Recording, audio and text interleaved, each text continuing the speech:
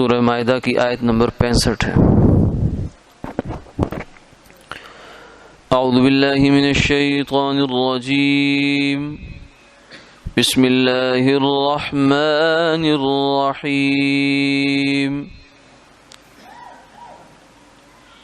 وَلَوْ أَنَّ أَهْلَ الْكِتَابِ آمَنُوا وَاتَّقَوْا لَكَفَّرْنَا عَنْهُمْ سَيِّئَاتِهِمْ وَلَأَدْخَلْنَاهُمْ جَنَّاتِ النَّعِيمِ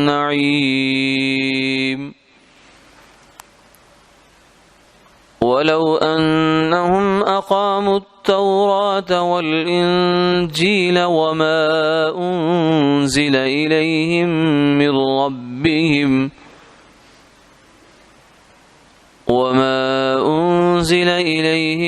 مِنْ رَبِّهِمْ لَأَكَلُوا مِنْ فَوْقِهِمْ وَمِنْ تَحْتِ أَرْجُلِهِمْ مِنْهُمْ أُمَّةٌ مُقْتَصِدَةٌ وَكَثِيرٌ مِّنْهُمْ سَاءَ مَا يَعْمَلُونَ۔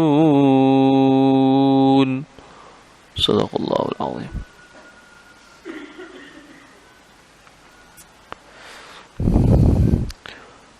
اور اگر اہل کتاب ایمان لے آتے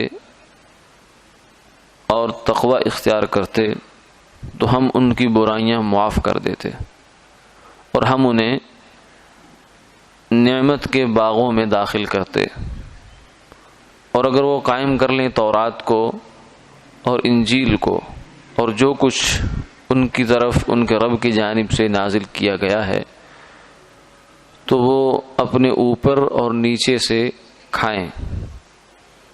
ان میں سے ایک سیدھی راہ پر بھی کچھ لوگ ہیں، لیکن بہت سارے لوگ ان میں سے برے کام کر رہے ہیں۔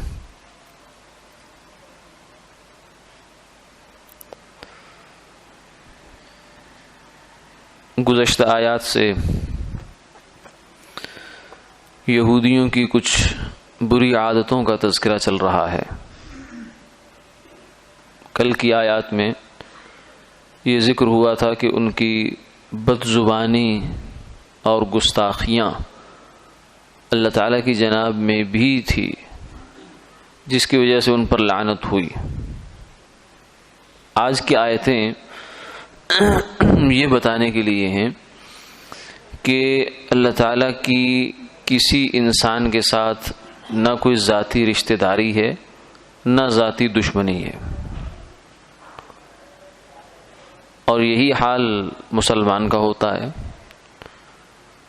ذاتی دشمنی وہ ہوتی ہے کہ جس کی کوئی وجہ نہیں ہوتی، جیسے بعض اوقات آدمی کو کوئی چیز ذاتی طور سے پسند ہے، ذاتی ناپسند ہے۔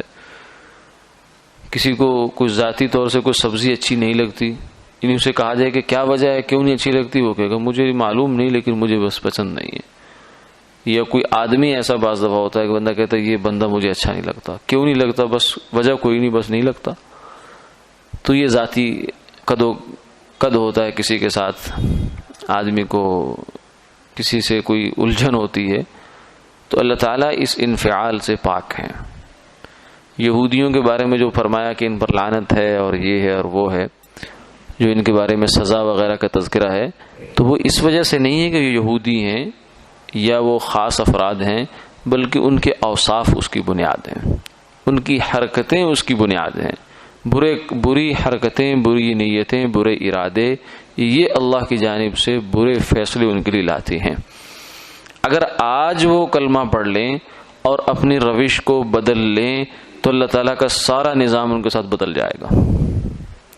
یہ آج کی آیت جو ہے، 2 آیات، اس کے اندر یہ بات بیان ہوئی ہے۔ سب سے پہلی بات تو یہ بیان ہوئی کہ اگر یہ ایمان لے آئیں، یعنی ویسے تو اپنے خیال سے تو وہ مومن ہیں، بلکہ وہی مومن ہیں، لیکن حقیقت میں ایمان لانا پڑے گا ان کو اللہ کے آخری پیغمبر سرکار دو عالم صلی اللہ علیہ وسلم پر، کیونکہ اس کے بغیر کوئی ایمان معتبر نہیں ہے۔ نہ اللہ پر کوئی ایمان معتبر ہے اور نہ ہی دیگر نبیوں پر کوئی ایمان معتبر ہے، کیونکہ کسی ایک نبی کی تکذیب بھی اس کو نہ ماننا یہ سب نبیوں کا نہ ماننا ہے۔ 1,24,000 کم و بیش انبیاء جتنے بھی آئے ہیں، تو ان میں سے کسی ایک کو نہ ماننا یہ سب نبیوں کا انکار ہے۔ تو اس لیے جب تک سرکار دو عالم صلی اللہ علیہ وسلم پر وہ ایمان نہیں لاتے وہ بے ایمان ہیں، بے ایمان، کافر ہیں، غیر مسلم ہیں، مسلمان نہیں ہیں۔ رسالت پر ایمان یہ بنیادی شرط ہے۔ اگر کوئی آدمی توحید پر بہت پختہ ایمان بھی رکھتا ہے لیکن رسالت پر ایمان نہیں رکھتا تو مسلمان نہیں ہے، وہ آخرت میں نجات نہیں پا سکتا۔ سرکار دو عالم صلی اللہ علیہ وسلم نے فرمایا ما من یہودی ولا نصرانی، کہ کوئی یہودی بھی دنیا میں ایسا نہیں ہے کہ جسے میرے دنیا میں تشریف لانے کا پتہ چلا ہو، میری نبوت کو اس کو پتہ چلا کہ انہوں نے دعوی نبوت کیا ہے، پھر وہ مجھ پر ایمان نہ لایا، الا ادخلہ اللہ النار، اللہ اسے دوزخ میں داخل کریں گے ہمیشہ ہمیشہ کے لیے۔ یہ نہیں ہو سکتا کیونکہ کہ میں تورات پر عمل کرتا تھا، تورات اس وقت تک تھی جب تک سرکار دو عالم صلی اللہ علیہ وسلم تشریف نہیں لائے۔ جب آپ کی تشریف آوری ہو گئی تو اب سارے دروازے بند ہیں، ایک ہی دروازہ جنت میں جانے کا کھلا ہے جو آقا علیہ الصلوۃ والسلام کے نقش قدم کے اندر سے چلتا ہے۔ اس لیے آمنو سے یہاں مراد ہے آپ صلی اللہ علیہ وسلم کی ذات پر ایمان لانا، رسالت محمدی کو ماننا، واتقوا، اور پھر اس کے بعد تقوی کی زندگی بھی اختیار کریں، اللہ سے ڈریں۔ تو فرمایا لکفرنا عنہم سیئاتہم، ہم ان کے پچھلے گناہ معاف کر دیں گے۔ اور یہ اسلام اور ایمان کی خاصیت ہے۔ آپ صلی اللہ علیہ وسلم کی خدمت میں حضرت عمرو بن عاص رضی اللہ تعالیٰ عنہ، پہلے وہ مشرکین مکہ میں سے تھے، مخالفت کی، جنگ بھی لڑی، جنگ بدر، احد بھی، بعد میں مسلمان ہوئے 6 ہجری میں غالباً حضرت خالد بن ولید، اور وہ قریب مسلمان ہوئے۔ تو وہ جب آپ کی خدمت میں آئے اور بیعت کے لیے ہاتھ بڑھایا تو ہاتھ پیچھے کھینچ لیا۔ آپ نے فرمایا ما یمنعک، کیا ہوا، کیوں ہاتھ پیچھے کھینچ لیا؟ فرمایا یا رسول اللہ مجھے ایک بات بتائیں۔ کہ کیا؟ اگر میں مسلمان ہو جاتا ہوں تو میرے پچھلے سارے گناہ معاف ہو جائیں گے؟ آپ فرمایا کیوں نہیں؟ کہ تمہیں معلوم نہیں ان الاسلام یہدم ما کان قبلہ، آدمی اگر مسلمان ہو تو پچھلا سارا کھاتا اس کا صاف ہو جاتا ہے۔ جو اللہ کے حقوق ہیں اس کی بابت، جو لوگوں کے حقوق دینے ہیں وہ تو دینے ہی پڑیں گے، وہ تو بغیر معاف کیے معاف نہیں ہوتے، لیکن جو اللہ کے معاملات ہیں وہ سب صاف ہو جاتے ہیں۔ آخرت کے حساب سے اس کے پکڑ اللہ تعالیٰ کے حقوق میں نہیں ہوگی۔ اور حج بھی جو ہے فرمایا وہ بھی گزشتہ گناہوں کو معاف کر دیتا ہے۔ تو پھر انہوں نے بیعت کر لی۔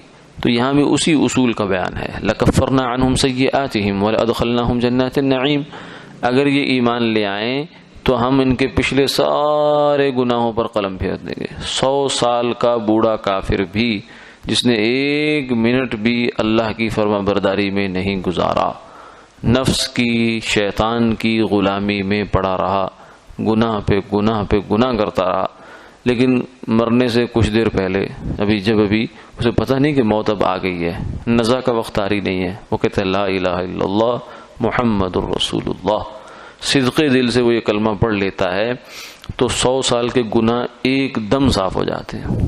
توبہ، یہ توبہ کی سب سے اعلیٰ درجہ ہے نا، کہ انسان کفر سے پلٹ کر ایمان کی طرف آ جائے۔ تو توبہ تو گناہوں کو دھو کر رکھ دیتی ہے، بلکہ ہمارے ایک بزرگ فرمانے لگے کہ توبہ جو ہے یہ تو ایسا بارود ہے جو گناہ کے پرخچے اڑا دیتا ہے۔ انسان کے نامہ اعمال میں جو گناہ ہوتا ہے وہ اس کی پرچھائیاں بھی نظر نہیں آتی، ایسی توبہ بہترین چیز ہے۔ تو توبہ سے پچھلا گناہ معاف ہو جاتا ہے۔ لکفرنا عنہم سیئاتہم ولادخل، جب وہ پھر نیک ہو گئے، نیک راستے پہ چل پڑے تو نیک راستے کی منزل بھی نیک ہوتی ہے۔ ولادخلناہم جنات النعیم، تو ہم انہیں نیک منزل سے ہم کنار کریں گے، یعنی جنتوں میں ان کو داخل کریں گے۔ آگے یہ فرمایا کہ جو یہودیوں کو مجبوری پڑی، ان کے حالات کچھ تنگ ہو گئے تو انہوں نے کہا کہ اللہ کا ہاتھ نعوذ باللہ تنگ ہو گیا، اللہ تنگ دست ہو گئے ہیں۔ تو فرمایا کہ یہ اللہ کی تنگ دستی نہیں ہے، اللہ تعالیٰ کا ایک ضابطہ ہے۔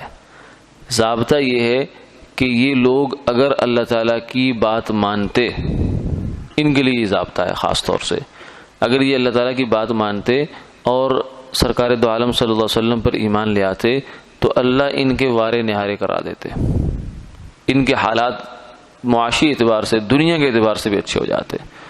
آخرت کے اعتبار سے تو ان کی جنت بننی تھی، پچھلی آیت میں آ گیا. اگر یہ تورات اور انجیل کو قائم کرتے، یعنی صحیح معنوں میں ان پر عمل کرتے، اور جو کچھ ان کی طرف وحی آئی اس پر عمل کرتے، اور ان پر صحیح معنی میں عمل کرنے کا مطلب یہ ہے کہ اس کے اندر جو باتیں آئی ہیں بالخصوص سرکار دو عالم صلی اللہ علیہ وسلم کی پیش گوئی کے حوالے سے، اس کو نہ چھپاتے نہ اس میں تحریف کرتے، اور سیدھا مان لیتے، کہتے جی بالکل ٹھیک ہے، ہم نے تورات میں پڑھا ہے، انجیل میں پڑھا ہے کہ ایک نبی آخر الزمان تشریف لائیں گے، ان کی یہ علامتیں ہوں گی، بس علامتیں دیکھتے اور ہم آپ سے مانتے. کتنے لوگوں نے مانا ہے ایسے. سیدنا سلمان فارسی رضی اللہ تعالیٰ، عبداللہ بن سلام رضی اللہ تعالیٰ عنہ، وہ اسی طرح سے مانے. انہوں نے کہا کہ ہم نے تورات انجیل کی نشانیاں پڑھی ہیں، آپ کے اندر دیکھنی ہے، جب دیکھ لی تو مان لیا. امتحان بھی کیا. سیدنا سلمان فارسی رضی اللہ تعالیٰ عنہ کھجوریں لے کر آئے اور آ کر یہ کہا کہ یہ صدقے کی کھجوریں ہیں. تو آپ نے فرمایا ہم صدقے کا مال نہیں لیتے. اب یہ اتنی باریک جو تفصیل ہے، حالانکہ ایک فقہی مسئلہ ہے، جزئی ہے باریک سی، یہ بھی ان کو پتا تھا کہ وہ نبی آخر الزمان جو تشریف لائیں گے تو وہ صدقہ نہیں کھاتے، ہدیہ لیتے. تو یہ بھی انہوں نے اپنے امتحان میں اس کو شامل رکھا کہ میں یہ دیکھوں گا کہ وہ کیا کرتے ہیں اس کے بارے میں. تو آپ نے اس چیز کو، تو جن لوگوں نے ماننا تھا، جن کی نیت ماننے کی تھی، ان کو اللہ تعالیٰ نے پھر راہیں بھی سجھائی اور ان کے لیے ہدایت کے راستے کو آسان بھی فرما دیا. اور ان کی تو نیت میں ہی فطور تھا، اس لیے ان کو ایسی راہ سوجتی کیوں؟ سوجتی بھی تو یہ اس کو ویسے ہی بند کر دیتے. چنانچہ انہوں نے تورات میں تحریف کی، انجیل میں تحریف کی، آپ صلی اللہ علیہ وسلم کی جو نام کے ساتھ پیش گوئیاں تھی ان کو مٹا کر ختم کر دیا تاکہ ہمارے اوپر کوئی الزام نہ پڑ جائے. لوگ ہمیں یہ نہ تعلان نہ کریں کہ تمہاری تو کتاب میں لکھا ہے کہ نبی آخر الزمان آئیں گے اور یہ آ گئے اور تم نہیں مانے، لہذا قصے ہی ختم کرو. ہوئے قصے رجا توفیق جو ہے وہ فقیہان حرم بے توفیق، کہ انہوں نے بجائے اس کے کہ خود کو بدلتے، انہوں نے کتاب کو ہی بدل دیا. فرمایا کہ اگر یہ صحیح طریقے سے چلتے تو معاملہ ایسا نہ ہوتا جیسا ہو رہا ہے ان کے ساتھ. تنگ دستی نہ آتی بلکہ ان کو تو فراخی آ جاتی، کشادگی آ جاتی، رزق کے دروازے ہم کھول دیتے ان پر.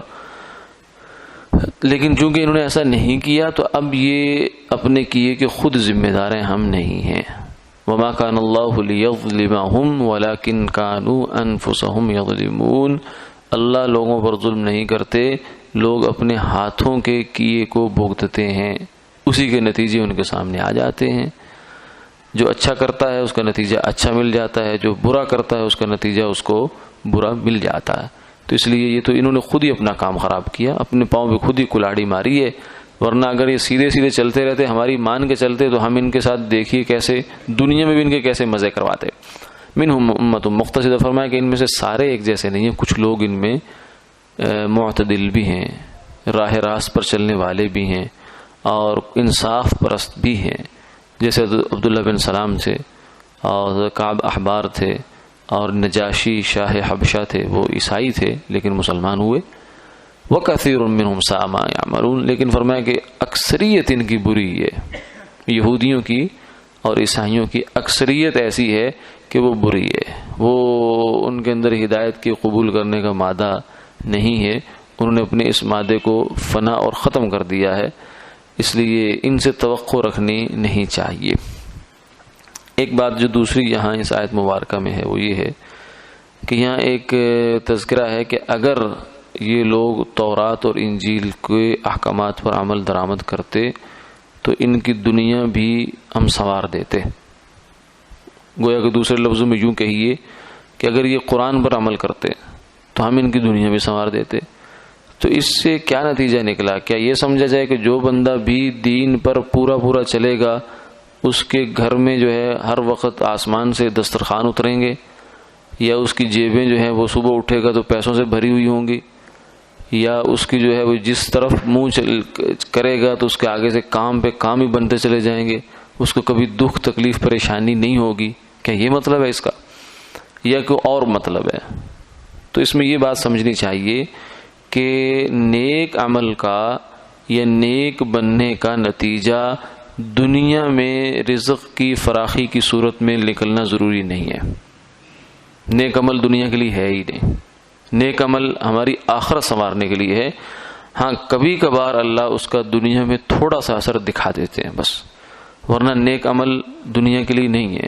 اسی لیے تو صحابہ جو تھے جب ان کے اوپر دنیا کی فتوحات ہوئی ہیں، قیصر و کسریٰ کے خزانے مسجد نبوی میں آ کے ڈھیر ہوئے ہیں، تو رویا کرتے تھے، اتنے روتے تھے کہ داڑھی تر ہو جایا کرتی تھی. پوچھتے تو لوگ کیوں رو رہے ہو، اب تو وسعت کا زمانہ آ گیا، آپ نے تو اتنی مشقتوں کے زمانے اٹھائے، مکہ کا 13 سال اٹھائے، پھر مدینہ منورہ کی بھوک پتھر پیٹ پہ باندھے وہ زمانے اٹھائے، اب تو فراخیاں ہیں، اب کیوں رو رہے ہیں. ان کے چھوٹے لوگ، ان کی اولادیں ان سے پوچھا کرتی تھی، تو فرماتے تھے کہ ہم اس لیے رو رہے ہیں کہ ہمیں یہ اندیشہ ہے کہ کہیں ایسا نہ ہو کہ ہمارے نیک عملوں کا بدلہ ہمیں دنیا میں دیا جا رہا ہو، تو اس لیے ہم دنیا میں نہیں لینا چاہتے تھے. ہم نے تو آخرت کے لیے یہ کام کیے تھے، اللہ کے رضا کے لیے کیے تھے، جنت کے لیے کیے تھے. دنیا میں تو بدلے کا مطلب ہے کہ ہمارے عمل کی ویلیو کچھ بھی نہیں بنی، صفر ویلیو رہے گی گویا کہ، کیونکہ دنیا تو ایک سبحان اللہ کا برابر ساری دنیا نہیں ہو سکتی.